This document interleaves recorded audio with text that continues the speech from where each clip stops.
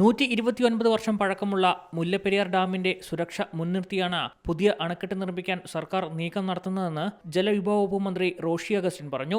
ഇതിനായി DPR തയ്യാറാക്കിയിട്ടുണ്ട്. കേന്ദ്ര സർക്കാരിന്റെ പാരിസ്ഥിതിക ആഘാത പഠനത്തിനായുള്ള അനുമതിക്കായി സർക്കാർ ശ്രമം തുടരുകയാണ്.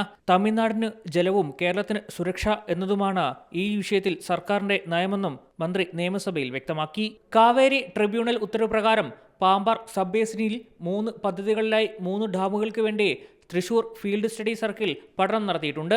പാമ്പാർ നദീതടത്തിൽ നിന്നും കേരളത്തിന് അനുവദിച്ച 3 TMC ജലം ഫലപ്രദമായി ഉപയോഗിക്കുന്നതിനായി പാമ്പാർ സബ് ബേസിനിൽ ചെങ്കലാർ പദ്ധതിയിൽ ഉൾപ്പെടുത്തി പട്ടിശ്ശേരി ഡാം, തലയാർ പദ്ധതിയിൽ ഉൾപ്പെടുത്തി ലോവർ ചട്ട മൂന്നാർ ഡാം, വട്ടവട പദ്ധതിയിൽ ഉൾപ്പെടുത്തി ഒറ്റമരം ഡാം എന്നീ 3 ഡാമുകൾ നിർമ്മിക്കുവാൻ പദ്ധതിയുണ്ടെന്നും മന്ത്രി അറിയിച്ചു.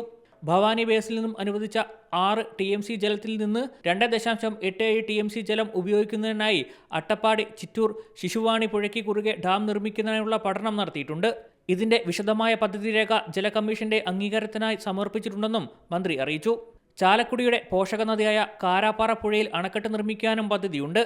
ഇതുവഴി ചാലക്കുടി പുഴയിൽ പ്രളയം തടയുന്നതിനും ജലവൈദ്യുതി ഉൽപ്പാദനത്തിനും കുടിവെള്ളത്തിനും കാർഷിക ആവശ്യത്തിനുമായ ജലം ലഭിക്കാനും സാധ്യതയുണ്ടെന്നാണ് പ്രതീക്ഷ.